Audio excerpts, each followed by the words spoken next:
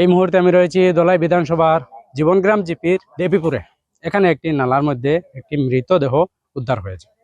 বর্তমানে পুলিশ কর্মী এখানে উপস্থিত হয়েছেন এবং এই ঘটনাকে ঘিরে এখানে একটি চাঞ্চল্য সৃষ্টি হয়েছে। আপনারা দেখতে পাচ্ছেন এখানে দেবীপুর এলাকার অনেক মানুষজন এখানে জড়ো হয়েছে। এখানে আপনারা যে নালাটি দেখতে পাচ্ছেন আসলে এটি রুকনি নদীর একটি উপনদী।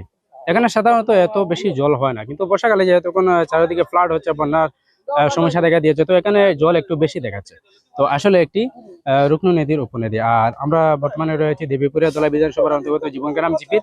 তো এখানে সকালে একটি মৃতদেহ উদ্ধার হয়েছে। তো জানা গেছে এখানে একজন মৃতদেহ এখানে উদ্ধার হয়েছে, কিন্তু এখন পর্যন্ত মানে সেটা সঠিক বলা যাচ্ছে না কোন পরিবারের বা কোথা থেকে উনি এসেছেন এবং তার সাথে আসলে কি ঘটেছে। তো এখানে উদ্ধারের জন্য ধলাই পুলিশ এখানে উপস্থিত হয়েছে। এখানে সকালবেলা স্থানীয় মানুষরা দেখতে পারেন যে এখানে নালাতে একজন মহিলার ডেড বডি ভেসে যাচ্ছে।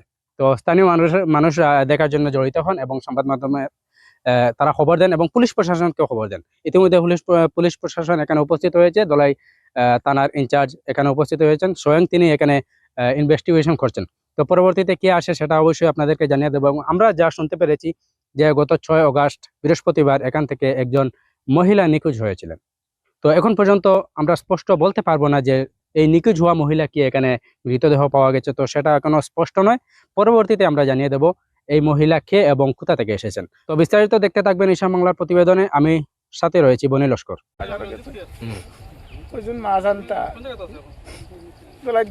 মাছও আনছো না বানা করে খাইয়া দেয়া সব ঘুমাইছে। এরপরে তো আমি অনেক বেরো 12:30 ফোনে একটা এরকম কিছু হইব।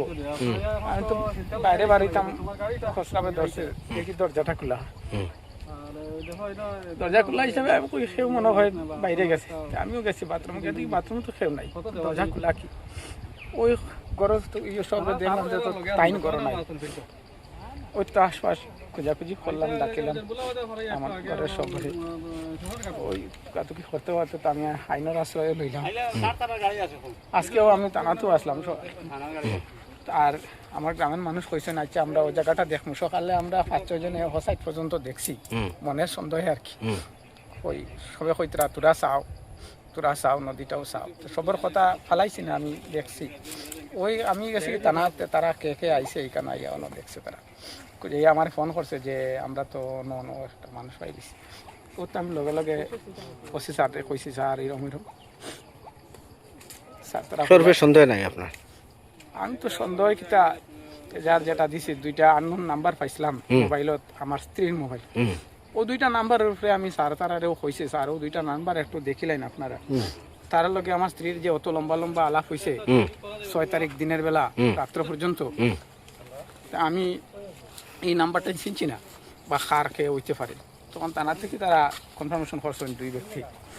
তারপরে আমি আজকে গিয়াও 2 জনের নামে আমি একটা দিছি। খালি এটা মানে কমপ্লিট মাহাতো মারতাম পারছি, অন্তে খবর গেছে। আপনার স্ত্রীর নাম কি আসলো? তফতি চক্রবর্তী। বয়স কত হইব? 39 বছর। আর আপনার নাম? আমার নাম রবীন্দ্র চক্রবর্তী। আপনার বয়স? ওরম 46।